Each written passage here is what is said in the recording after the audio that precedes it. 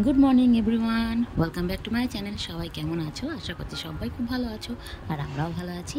তো সকালবেলা এখন চা বানাচ্ছি, কারণ পিসামশাই এসেছে। আসলে পিসি কাজ করে, তার বর। সো পিসি কাজ করে যখন উনি আসেন, তা একটু চা করে দিচ্ছি। তো এক হাতে ক্যামেরা ধরে আছি বলে না ঠিকমতো ঢালতে পারছি না। তো বন্ধুরা, চাটা ঢেলে আমি দিয়ে নিই, তারপর ব্লগটা কন্টিনিউ করছি।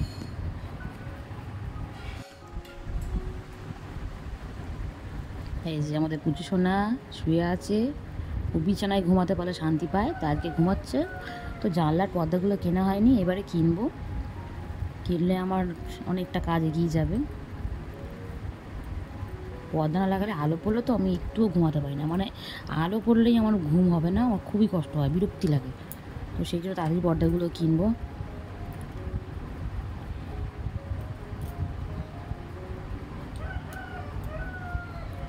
দেখো অবস্থা, রাতের বেলা এমন বৃষ্টি আর ঝোড়ো হাওয়া দিয়েছে, গাছ সব উল্টে পড়ে আছে। মানে প্লাস্টিকের ওপর আমি গাছগুলো বসিয়েছিলাম, চাপা দিয়েছিলাম আর কি।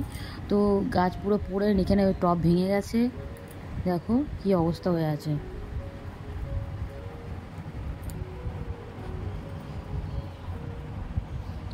মানে এমন হাওয়া দিয়েছে, ঝড় না, বাট ভালোই জোরে হাওয়াটা হচ্ছিল। তো হয়ে এই অবস্থা, দেখো কি করেছে, এইটাও পড়ে গেছে। এইগুলো একটু তুলে দিই, নাহলে ওরকম পড়েই থাকবে।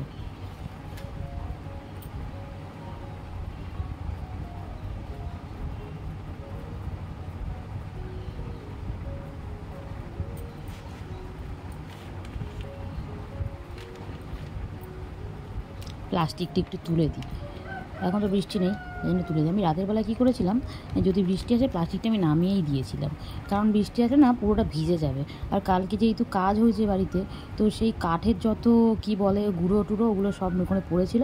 তো আমি ঝাড় দিয়ে এক জায়গায় রেখেছি। আর পিসি যেহেতু উনান জ্বালায়, তো পিসির জন্য রেখেছি, উনি ভরে নিয়ে যাবে, বাড়িতে উনুন জ্বালাতে পারবে। তো সেই জন্য ওগুলো ফেলিনি, এই যে এখানে ভুর করে রেখে দিয়েছি। আর জানলা খোলা থাকলে কী হতো, বৃষ্টিতে সব ভিজে গেলে বেকার হয়ে যেত। তো সেই জন্য জানলাটাই ফেলে রেখেছিলাম, পর্দাটা, মানে ওই প্লাস্টিকটা আর কি। আর তাতে ওই অবস্থা হয়েছে। আর এই আরেকজন ঘরে কী করতে যায়নি জানি না, এখানে চেয়ারের উপর উঠে শুয়ে আছে। তো ও আগা করে চেয়ারে শুতে ভালোবাসে, এই বাড়ি থাকতেও, মানে পুরোনো বাড়ি থাকতেও ও চেয়ারের মধ্যেই শুয়ে থাকতো, ছাদে উঠে। কখন কি ইচ্ছা হয় ওই জানে।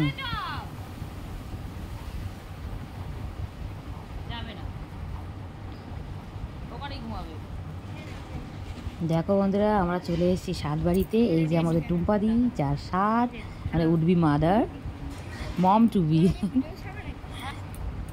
আর পিছনে বানি গিয়ে খাচ্ছে, গাজর খাচ্ছে। এই যে আমাদের রিবু। রিবু হচ্ছে টুম্পাদির বড় ছেলে, মানে ওই হচ্ছে ফার্স্ট ফার্স্ট বেবি।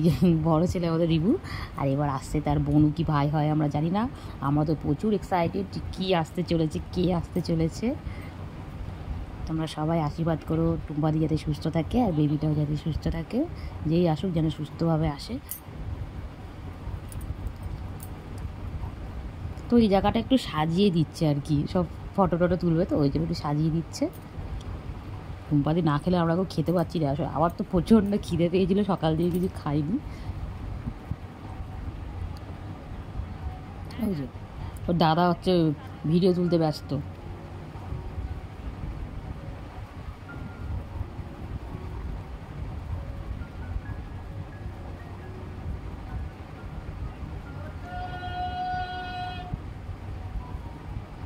শ্রাবণীদি সাজাচ্ছে।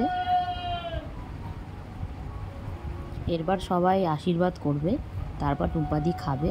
তো বেলা প্রায় হয়ে গেছে 12:30 মতো, 12:30 না, 1টা প্রায় বাজে।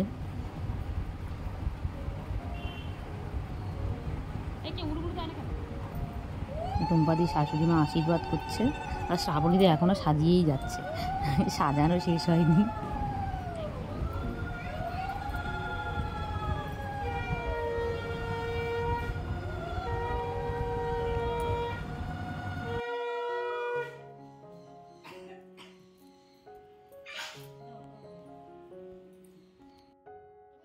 তুলেছি মানে দিদিকে একটু নিচে পিছনে যাও, তাহলে এইগুলো আসবে, দিদিও আসবে। এসো না, ফোন দাও। আরে আমি করছি তো। এই ক্যামেরা ওটা কোথায়? হ্যাঁ,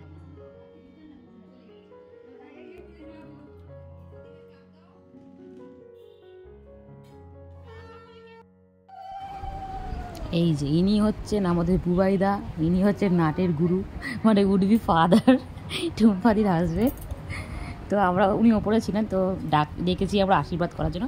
আর এই যে আমার ফেভারিট যেটা, এটা হচ্ছে কি তোলে, নোরা আর প্রদীপ দুটো গামলার নিচে দেওয়া আছে, তোমরা সবাই জানো কি তুলে। দেখো নোরা তুলেছিল,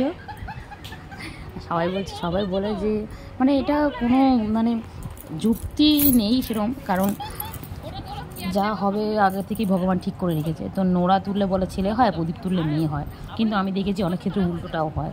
তো সেই জন্য আমি বিশ্বাস করি না, বাট জাস্ট মজার জন্য, এক্সাইটমেন্টের জন্য এই জিনিসটা করা।